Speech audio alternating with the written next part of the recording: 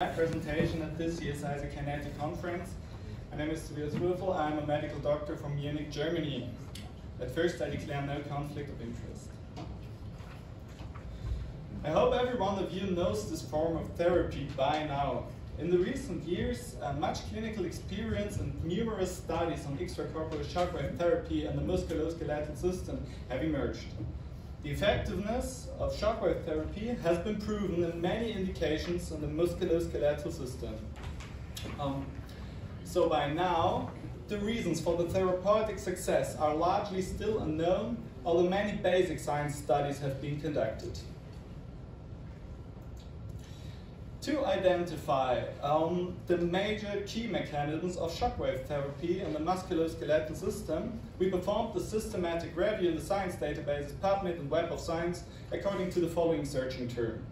181 suitable studies were included, of which 100 investigated the effects of shockwave in bone and cartilage tissue, 39 in connective tissue, and 42 in muscle and nerve tissue. From our analysis, some fundamental insights could be gained. First, focused and radial extracorporeal shockwaves barely differ in terms of their mode of action and show similar results in basic science studies. Second, different tissues respond to the same mechanical stimulus in different ways. And third, most important, the clinical benefit of extracorporeal shockwaves does not appear to be based on a single mechanism.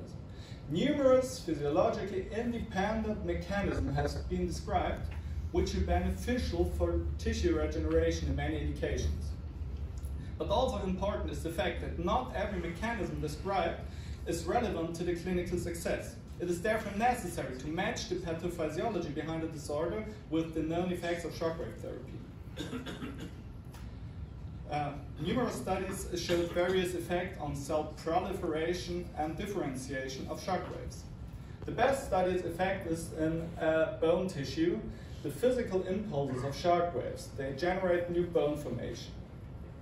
Osteoblasts are activated, osteoclasts are inhibited, and microcracks generated in bone accelerate the process.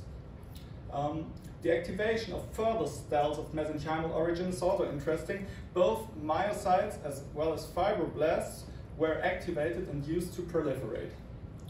However, the direct stimulation of tissue-typical cells has no immediate effect on the clinically observed reduction of pain and reduction of inflammation. For this effect, the reduction of substance P tissue concentration is much more decisive. Substance P is a neurotransmitter and is relevant in the neurogenic inflammatory circuit and in mediating pain stimuli via nerve fibers.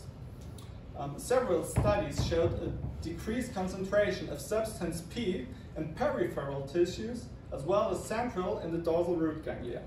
This breaks the neurogenic inflammatory circuit and reduces pain mediated via nerve fibers. From clinical studies, we know the effectiveness of shockwave therapy in muscular spasticity. None of the previous mechanisms can explain and reduce muscle tone and reduce spasticity after shockwave treatment.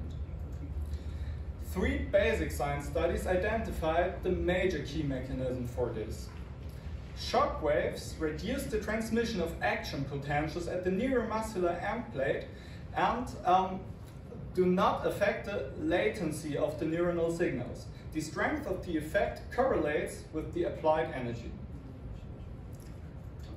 Other studies showed further effects on the nervous system.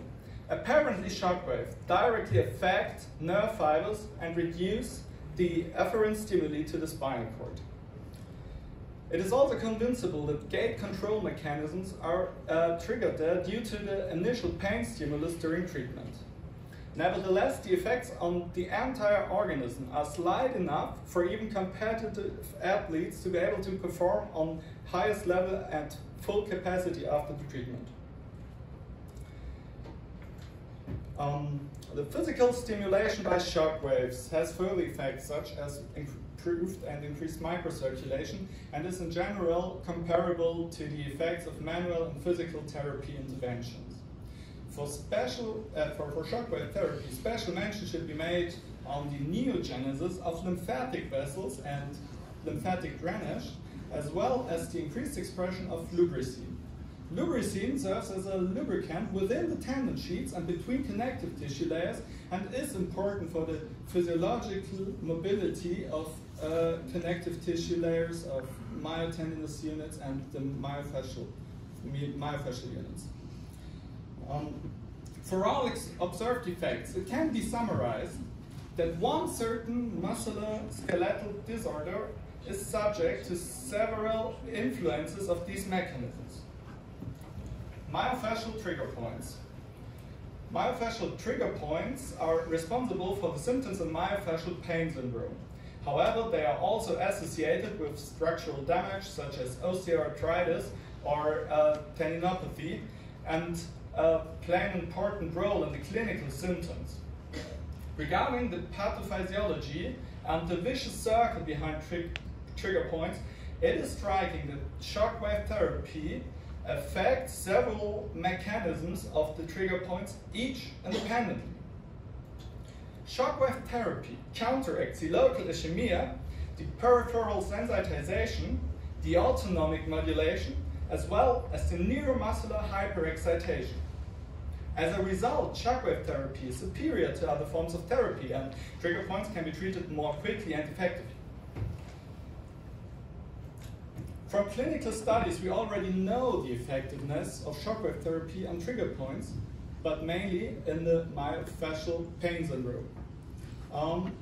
Two studies on plantar fasciitis could show that the combined treatment of the plantar fascial inflammation and the associated trigger point is superior to the treatment of the plantar fascia alone. The decisive factor was the reduction of overall pain and the reduction of the underlying muscular imbalances. No other studies, unfortunately, exist on this question, and the question if the treatment of associated trigger point and structural damage is superior to the treatment of the structural damage alone. However, the full effect of this effect observed in the clinical studies can only be achieved if the entire trigger point has been eliminated and the local pain of the trigger point is subsided. This is independent of the number of impulses applied. Okay, thank you very much. This was my brief presentation to you. If there's one thing you should take home, it's that a complete treatment of trigger points includes complete treatment of shockwave therapy includes the whole time treatment of the associated trigger points. Thank you very much.